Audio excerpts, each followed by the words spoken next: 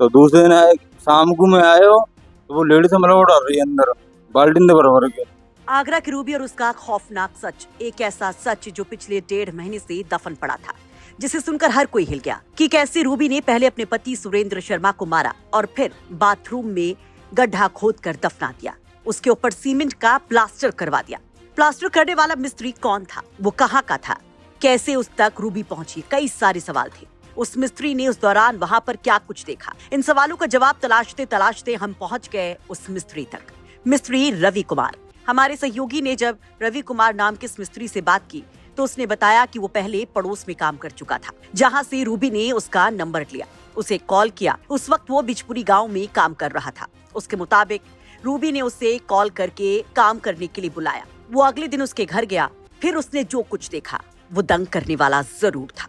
उसने आंखों देखा हाल बताया। उसके मुताबिक रूबी बाल्टी से बाथरूम में मलबा डाल रही थी। उसने रूबी को ये करता देख थोड़ा हैरान होकर उससे पूछा कि कोई लेबर क्यों नहीं लगवा लेती। आगे फिर क्या हुआ, मिस्त्री ने और क्या देखा और रूबी ने क्या क्या करवाया, उस 500 रुपए की कहानी भी। सब कुछ सुनिए मिस्त्री की जुबान। रूबी ने अपने पति सुरेंद्र शर्मा की हत्या कर दी और बाथरूम के अंदर सुरेंद्र शर्मा की लाश को दफन कर दिया।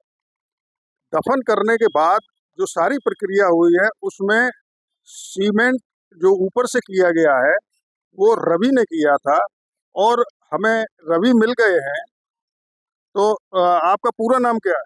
रवि कुमार। रवि, ये बताइए, आपसे जो रूबी है जिन्होंने अपने पति की हत्या की थी उनका संपर्क कैसे हुआ? वो तुलसी ने बुलाया था। ये कौन है? बगल में मकान बना के आया था, बगल में एक दूसरी मंजिल पूरी बना के आया था जब हुआ। और बताओ। तो जिस समय आपसे बातचीत हुई, आपको बुलाया वहां पे, तो आपने क्या किया फिर? उसके बाद वहां गए आप? मैं बिजपुरी काम कर रहा हूँ। बिजपुरी से आया कि मेरे पास फोन आया दोपहर में 1-1:30 बजे करीब। मैं संजय भाई काम देख लूंगा, मैं जो काम करना मैं कर दूंगा संजय को। मैंने संजय को दिखा दी हूँ, कल कर दूंगा। तो दूसरे दिन आए, शाम को मैं आयो तो वो लेडी से मलबा डाल रही है अंदर बाल्टी दे बराबर के। मैं- हाँ, मलबा डाल रही थी अंदर बाथरूम में। मैंने तुम्हारी डाली में लेबर लगा लो, मैं 200-300 रुपये लेबर दे दी हूँ। आइए मैं लेबर हो जाओ बोलो, तुम्हारे लेबर होगी हम डाल लेंगे, तुम सब कर दी वो नौकरी की अभी कर दो। मैंने अब आया रहा हूँ पे भाई, पूरे दिन वहाँ काम करके आए, मैं अब नहीं कर पाएंगे। ये बात हुई है। तो आपकी जब बातचीत हुई उस दिन आपने काम नहीं किया, लेकिन जैसे सीमेंट है, चंबल है और सब चीजें भी जरूरत पड़ती है फर्श करने के लिए, तो ये सामान वहां पे मौजूद था या आपने मंगवाया? क्या हुआ? अगले दिन उन्होंने सुबह उन्होंने दिन में वो 500 रुपये थे, एक बोरी लिया, चम्मच रखी थी सामने, सामने चम्मच उठवाई मैंने, बोरी में लेके आए वो। सीमेंट? हाँ, 500 रुपये थे मैंने वो। पूरी काहे की? सीमेंट की 350 की बोरी आई, 150 रुपये बचे वहां थे। 150 मैंने बिना लौटाए थे। चम्मच सामने उठवा ली मैंने, वो फर्ज कर गुरु की मैं हाथ फोन अंडा भरने करे आयो। अच्छा, कितने बड़े में फर्श उन्होंने करवाया था? वो 4x6 को लास्ट। 4x6? अच्छा, जिस समय आप फर्श कर रहे थे तब आपको कहीं से ऐसा नहीं महसूस हुआ कि, मतलब ऐसा नहीं लगा कि यहाँ कुछ गड़बड़ भी हो सकती है? ऐसा क्यों करा रहे?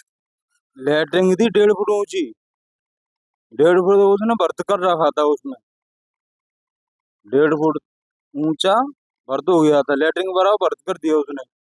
मैं कितनी बार ना गुलाई बन भाई, वीडियो दिखा दूँ, वीडियो होते मुँह पे।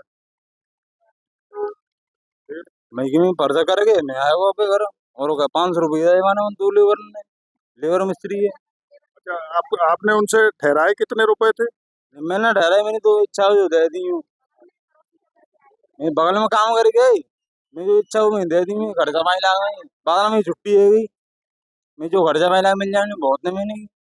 और क्या तो आप अकेले थे, आपके साथ कोई और भी लेबर? लेबर और बेन दारू दूंगा। दोनों ने साथ साथ काम किया? दोनों संग संग काम करो, बाना मसाला बनाए डाट डूर के दोनों करे। तो बता सकते हैं लगभग किस तारीख की बात होगी ये? इतने अंदाज ना भैया। महीना जी मानो 1.5-2 महीने है मुझे मान लो। तारीख और महीना तो इन्हें नहीं मालूम है, अंदाज से बता रहे हैं कि 1.5-2 महीने हो गए होंगे। और वहाँ पे गए 4x6 के एरिया में सीमेंट पूरा कराया, और जहाँ पर उसी 4x6 के एरिया में सुरेंद्र शर्मा दफन कर दिए गए थे और रूबी ने उनको दफन किया था। दरअसल ये पूरी घटना आगरा की सिकंदरा थाना क्षेत्र के रेणुका धाम कॉलोनी की है, जहां पर 44 साल के सुरेंद्र कुमार अचानक से लापता हो गए। 28 मई को उनके लापता होने की खबर खुद उनकी पत्नी रूबी देती है। वो अपने जेठ को फोन कर कहती है कि सुरेंद्र झगड़ा करके घर छोड़कर चला गया है, 2-3 दिन में वापस आ जाएगा। जिस वक्त ये पूरी घटना हुई थी उस वक्त उसने बच्चों को जेठ के घर भेज दिया था। 19 मई को वो खुद भी वहाँ पर चली गई। इधर परिजन सुरेंद्र को तलाश रहे थे, उधर रूबी भी लगातार अपना नाटक कर रही थी।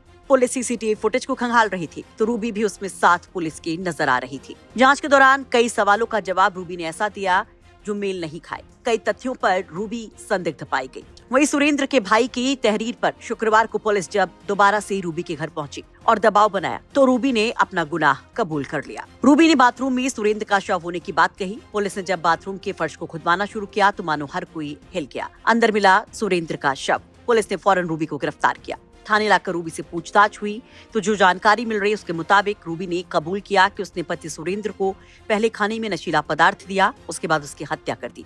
अगले दिन दोनों बेटियों और सास को जेठ के घर भेजने के बाद उसने अकेले ही शव को घसीटकर बाथरूम तक पहुंचाया, गड्ढे में दफन किया और ऊपर से मिट्टी डालकर समतल कर दिया।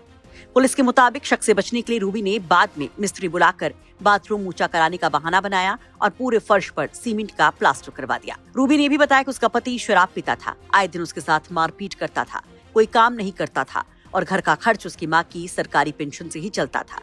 इन सब से रूबी तंग आ चुकी थी और उसने अपनाया सबसे खौफनाक रास्ता। आगरा से अरविंद शर्मा की रिपोर्ट, यूपी तक। जब आप टिकट बांटने की बात करते हैं तो ज्यादा वक्त नहीं गुजरा, आप बोलते थे कि पूरे सहारनपुर की 7 की 7 सीटें मैं दूंगा, मैं बांटूंगा और 7 की 7 सीटें मैं कांग्रेस पार्टी को के लिए लड़ाऊंगा। क्या अभी भी उसी स्टैंड पर है? कांग्रेस? हाँ। मैं तो अपना इस्तेमाल ही नहीं करता हूं, मैं कांग्रेस इस्तेमाल करता हूं। कांग्रेस जो कांग्रेस की वो होगा, ये कांग्रेस का मजबूत जिला है और सब कांग्रेस की सीट यहां लड़ेंगी। 2017 में 5 नहीं लड़े थे क्या हम? 2017 में तो अखिलेश जी मुख्यमंत्री थे, तब भी तो मैं 5 ही लिए थे, तब तो मैं एमपी भी नहीं था। तो इसमें आश्चर्यचकित करने वाली तो कोई ऐसी बात नहीं है जो मैंने बोल दी है। इसमें कोई आश्चर्यचकित करने वाली बात नहीं है। अखिलेश जी मुख्यमंत्री थे, मैं कुछ भी नहीं था। 5 लिए थे हमने, 5 लड़े थे, तो अब के लड़ दूंगा तो कौन सी बड़ी बात होगी? तो 5 लड़ेंगे या 7 लड़ेंगे? नहीं, 5 ही लड़ेंगे। 5 ही बोला था मैंने, 5 ही लड़ेंगे, अब लड़ेंगे इंशाल्लाह। मतलब सहारनपुर की 5 सीटें कांग्रेस पार्टी ही लड़ेगी। हाँ, तो क्यों?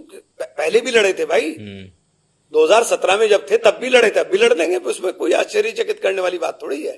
तो आशु मलिक को इस बार आप जिताने की कोशिश करेंगे? किसको? आशु मलिक को। देखिए, मेरा से आशु मलिक, आप पता नहीं आशु मलिक को क्यों मेरे साथ जोड़ते हैं। कोई मेरा वहां मेरा कैंडिडेट है, 47,000 वोट से जीता हूं मैं वहां से, और इनकी मुखालफत के बाद जीता हूं, कोई इनकी माफकत के बाद नहीं जीता हूं। मैंने कहा मैं मुनाफिक नहीं हूं, अगर मैं मुखालफत करूंगा तो ओपन करूंगा, ओपन कह रहा हूं कि नहीं लड़ाऊंगा, मेरा कैंडिडेट लड़ेगा। मैं कोई ऐसा नहीं हूं कि आप मेरे साथ रहेंगे और मेरी पीछे से काटेंगे, नहीं। इमरान मसूद है मेरा नाम, मैं किसी की मुखालफत पीछे नहीं करता हूं। मुझे जो करना है फ्रंट पे करूंगा, पीछे कुछ भी नहीं करूंगा। तो इस बार आप क्या करेंगे? मेरा कैंडिडेट लड़ेंगे, 5 लड़ेंगे ना, कहता हूं मैंने, 5 लड़ेंगे मेरे, और कोई आश्चर्यचकित करने वाली बात नहीं। पिछली बार भी लड़े थे 2017 में भी, अब के भी लड़ेंगे, इसमें कोई ऐसा वो नहीं है।